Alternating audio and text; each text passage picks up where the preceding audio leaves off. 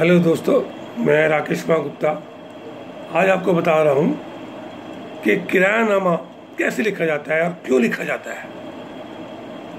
मेरा नाम जैसे आपको पता है राकेश कुमार गुप्ता है। मेरा मोबाइल नंबर है 9837444798। मैं पिछले 30 वर्षों के अनुभव के आधार पर आपको बताने जा रहा हूँ कि एक किरायानामा लिखते समय किन किन बातों का ध्यान रखना चाहिए और क्यों रखना चाहिए। ये जानकारी अगर आपको है तो आप जब कोई किराएदार रखेंगे तो आपको बड़ा ही लाभ होगा। मैं जैसे कि आपको पता है एडवोकेट हूँ और गवर्नमेंट ऑफ इंडिया भारत सरकार द्वारा पब्लिक नोटरी भी हूँ। मेरे द्वारा ही 11 माह के किराएनामे को तस्दीक करने का अधिकार प्राप्त है भारत सरकार द्वारा। इसलिए मैं जो आपको जानकारी दे रहा हूँ वो अपने अनुभव के आधार पर दे रहा हूँ। आपको ये जानकारी होनी चाहिए कि 11 माह का किरायानामा ही क्यों लिखा जाता है, इससे अधिक का क्यों नहीं, और अगर इससे अधिक का लिखा गया तो उसको लिए क्या करना पड़ेगा।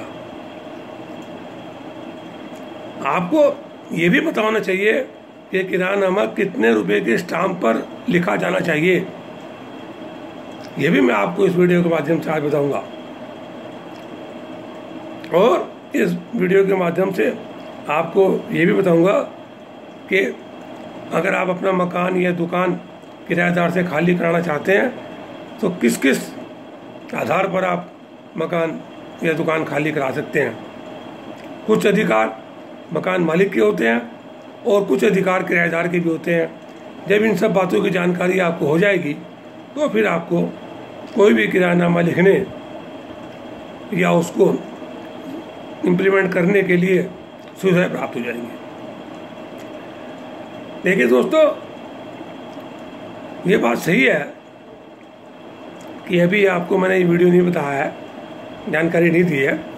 मैं अभी आपको जानकारी दे रहा हूँ। इससे पहले यदि मैं आपको कहूँगा अगर आपको मेरी वीडियो ये पसंद आएगी तो आप इसे ज़रूर लाइक करना और सब्सक्राइब करना, और अगर वीडियो ना पसंद आए तो भी इसे डिसलाइक करना और अपने कमेंट्स नीचे कमेंट्स बॉक्स में मुझे देना क्या क्या कारण इस वीडियो के अंदर रहे जिसकी जानकारी आपको सही रूप से नहीं प्राप्त हो सकी, जिससे कि मैं आने वाली वीडियो में उसको संशोधन कर सकूं।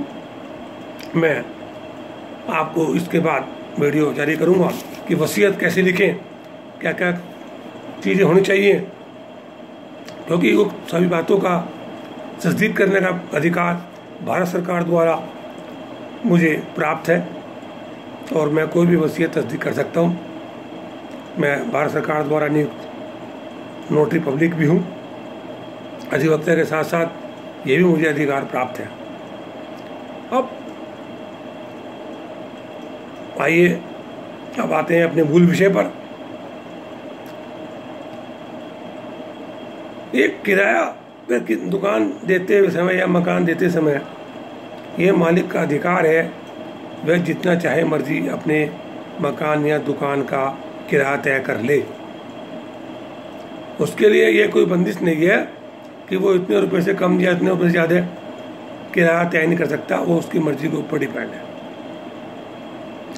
वो चाहे जितना मर्जी किराया तय कर ले आपस में, लेकिन जो भी किराया वो तय करे उसे किरायानामे में लिख लेना चाहिए। देखो, किरायानामे के अंदर एक पक्ष मालिक जो मकान का मालिक है, दुकान का मालिक होता है, वो होता है, उसे प्रथम पक्ष के रूप में मान लेते हैं और एक किराएदार उसे द्वितीय पक्ष के रूप में मान लेते हैं। तो किरायानामा लिखते समय ऊपर किरायानामा और नीचे प्रथम पक्ष मकान मालिक का नाम, पता, एड्रेस और उसके बाद किराएदार का पूरा नाम, पता, एड्रेस, ये सब आप लिखकर वो जो है किरायानामा बना सकते हैं। अब ये है कि जो किरायानामा होता है वो दोनों की सहमति से तय हो जाता है। किरायानामा लिखते समय कुछ ऐसी शर्तें मकान मालिक को किराएनामे में लिखवा लेनी चाहिए कि अगर कोई किराए अवधि पूरी होने के बाद विवाद पैदा होता है तो वह न्यायालय के माध्यम से उसको खाली करा सके। देखिए, मैं आपको ये बात बताने जा रहा हूं कि जो भी आप तय करेंगे और वो लिखित में होना चाहिए। ऐसा ना हो बाद में कहें कि साहब ये हमने जवानी तय कर लिया था, वो मान लें न्यायालय में स्वीकार योग्य नहीं होगा। अब जब किरायानामा लिखा जाता है तो ये तो तय हो गया कितने रुपए में और कितने महीने के लिए दे रहे हैं आप। अधिकतर किरायानामा 11 माह के लिए लिखा जाता है। 11 माह के लिए क्यों लिखा जाता है? इससे अधिक के लिए क्यों नहीं लिखते? ये भी मैं नीचे आपको जानकारी दूंगा, लेकिन आपको वर्तमान में ये बताता हूँ किरायानामा 11 महीने के लिए लिखा जाना चाहिए और उसे नोटरी पब्लिक से तस्दीक करा लेना चाहिए। जैसे कि मैं हूँ नोटरी पब्लिक भारत सरकार द्वारा, मेरे पास दोनों पक्षों को आकर अपने हस्ताक्षर करने चाहिए और मेरे रजिस्टर में साइन करने चाहिए।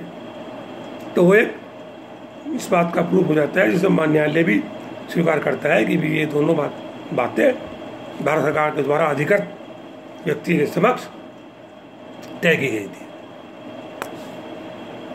उनकी अथॉरिटी देखकर फिर न्यायालय उस पर निर्णय ले सकता है। और यदि आपने नोटिस से नहीं तस्दीक कराया 11 महीने वाले किरायानामे को, वो मान्य न्यायालय भी उसे स्वीकार नहीं करेगा। अब देखने की ये है बात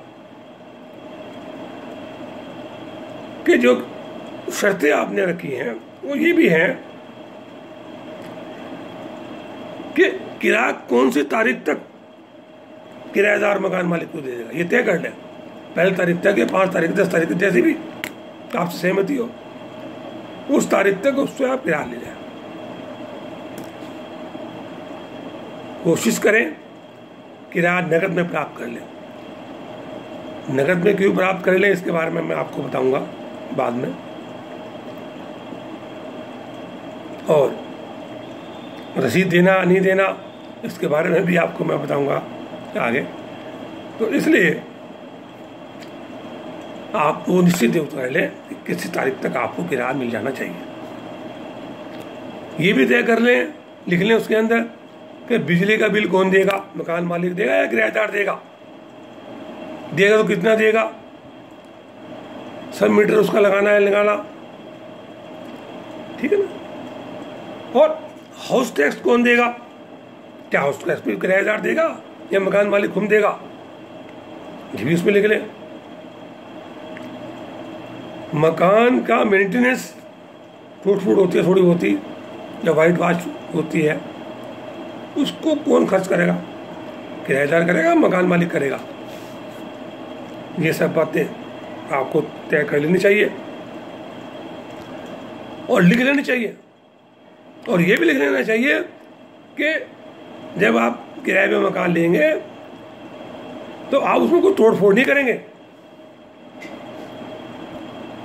बिना मालिक की परमिशन के, कोई भी रद्दो बदल नहीं करेंगे। ऐसा नहीं कि आपने किराए पे ले लिया उसके बाद उसमें तोड़ फोड़ कर रहे, या ऐसी कोई मशीन लगा ली जिससे बहुत ज़्यादा पोल्यूशन हो रहा है या बहुत ज़्यादा आवाज़ हो रही है, मकान मालिक का भी वहाँ रहना मुश्किल हो गया, तो क्या काम करेंगे ये भी उसके अंदर लिखना चाहिए। उसके अलावा कोई काम ना करें बिना परमिशन के। और ये भी बात लिख लें कि जो किराए पे ले रहा ना मकान या दुकान, वो खुद करेगा दुकान, ये नहीं कि किसी आगे किसी और दुकानदार को किसी को दे दिया किराए पे, उसमें किराएदार नहीं रखेगा। अगर उसे जरूरत नहीं है तो वो मालिक को खुद वापस कर देगा दुकान, ठीक। और जब वो मकान छोड़ के जाएगा उसका पोजीशन मालिक को देगा, ये नहीं किसी और को दे दे। जैसे आज के चलता है ना, पगड़ी ले ली दूसरे किराएदार से उसको दे दिया, ऐसा ही नहीं करेगा वो। और ये भी लिख लें कि जब समय पूरा हो जाएगा 11 माह का, तो नया अग्रीमेंट किरायानामा लिखा जाएगा नहीं लिखा जाएगा? तो लिखा जाएगा, तो किन शर्तों में लिखा जाएगा? ये भी बहुत महत्वपूर्ण चीज़ है, इसे बाद में बताऊंगा मैं आपको कि किराया 11 महीने के बाद फिर दोबारा किरायानामा 11 महीने का लिखें तो किन किन बातों का ध्यान रखना चाहिए। हो सकता है ये वीडियो बड़ी हो जाए, सारी बातें इसमें ना आ पाए, मैं दूसरी वीडियो में प्रयास करूंगा आपको पूरी बात दे दें, जानकारी दे दें। और साथ साथ ये भी लिख लें कि अगर आपने समय पे किराया नहीं दिया, जो तारीख निश्चित करी, तो कितने रुपये जुर्माना आपको रोजाना होगा या महीने में होगा, या आपको डबल देना पड़ेगा, या अगर आप मकान 11 महीने के बाद नहीं छोड़ते तो आपको कितने रुपए प्रतिदिन के हिसाब से मुआवजा देना पड़ेगा। वो 1000 हो सकता है, 2000 हो सकता है। यानी कि मान लीजिए अगर किरायानामा पूरा हो रहा 30 जून 2020 को और उसके बाद भी आप रह रहे, तो आप ये शर्त लिख सकते हैं कि 30 जून 2020 के बाद अगर आप उस मकान में रहेंगे तो किराया तो लगेगा ही, साथ में 2000 रुपये रोज और पेनल्टी लगेगी, वो और देने पड़ेंगे जब तक आप उस मकान में रहेंगे। अवैध कब्जा आपका रहेगा उस मकान में। इससे क्या है कि वो समय के अंदर ही खाली करने का प्रयास करेगा। और बहुत से मकान मालिक सिक्योरिटी लेते हैं मकान देने से पहले, नगद रूप में 1 लाख 2 लाख 10 लाख। तो वो सिक्योरिटी कब वापसी होगी? जब वो पोजीशन दे देगा, ताली दे देगा, जब, या उसके 1 महीने बाद, या छोड़ने से पहले। क्योंकि बहुत से किराएदार ये कहते हैं पहले हमारी सिक्योरिटी वापसी करो जब हम खाली करेंगे, और फिर सिक्योरिटी वाले वापसी करते फिर खाली नहीं करते।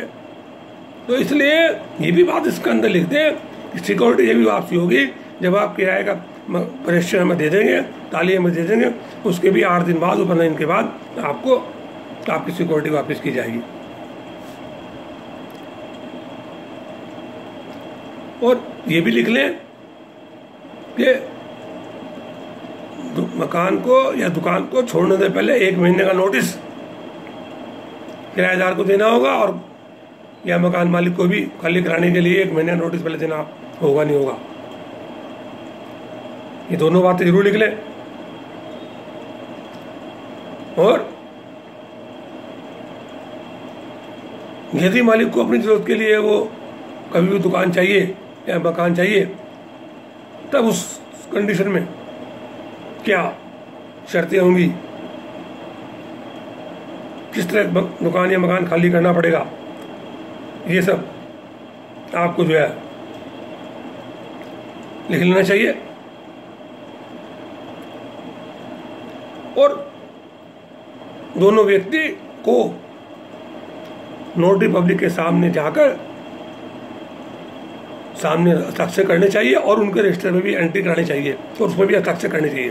ज़्यादातर होता क्या है कि किराएदार या मकान मालिक ही आ जाते हैं, दूसरा व्यक्ति नहीं आता, अगर बाद में साइन करा लेंगे, वो गलत है। क्योंकि मकान मालिक और किराएदार दोनों के नोटरी पब्लिक के रजिस्टर में दोनों के हस्ताक्षर होने चाहिए। अगर कोई विवाद पैदा होता है तो उसका फायदा दोनों पक्षों को होता है। और जो आप किरायानामा लिखे ना, वो ऐसे किसी आदमी के साथ ना लिखें जिसकी उम्र 18 साल से कम हो। कम से कम 18 साल से बड़ा हो, उसके साथ आप एग्रीमेंट करें, कोई भी करें एग्रीमेंट। अब ये सब बातें तो जरूरी हैं ही, और बहुत सी बातें हैं जो लिखी जा सकती हैं। तो मैं आपको और बताने जा रहा था अभी कि कितने रुपए के स्टाम्प पर किरायानामा लिखना चाहिए और 11 महीने के लिए क्यों लिखें। अगर आपको ये वीडियो मेरा पसंद आया हो तो इसे लाइक सब्सक्राइब कर लें, क्योंकि आप बाद में भूल जाएंगे, और घंटी बजा दें जिससे आगे आने वाली वीडियो आपको मिलती रहे। मैंने इससे पहले भी टैक्स पेयर जो है उनको क्या क्या लाभ मिलने चाहिए भारत सरकार द्वारा, और जो नौकरी पेशा व्यक्ति हैं उनको नौकरी करते समय किन किन बातों का ध्यान रखना चाहिए, सेवा समाप्ति यदि उनकी होती है उनके क्या क्या अधिकार हैं, ग्रेच्युटी, बोनस, ये सब बातों के बारे में पूर्व में YouTube पे वीडियो जारी कर रखी है। आप उसे देखकर लाभ उठा सकते हैं। आगे भी मैं वसीयत और अन्य महत्वपूर्ण विषयों पर आपको वीडियो जारी करूंगा। अगर आप इसे सब्सक्राइब घंटी बजा देंगे तो सबसे पहले आपको वो वीडियो मिलती रहेगी। और मेरा आपसे ये भी निवेदन है कि आप इस वीडियो को अन्य अपने 10 रिश्तेदारों को या दोस्तों को ज़रूर शेयर करें, क्योंकि कानून की जानकारी सबको होना अनिवार्य है। कल आप ये नहीं कह सकते कि मुझे तो कानून की जानकारी नहीं है। अननोनिटी is not excuse before the court. Court में यह बात मान्य नहीं होगी कि मुझे जानकारी नहीं थी। तो इसलिए जितने लोगों को भी इसकी जानकारी हो जाएगी वो अच्छा रहेगा। तो अब वीडियो बहुत बड़ी हो गई है, बाकी बातें मैं अगली वीडियो जारी करूँगा उसमें बताऊँगा।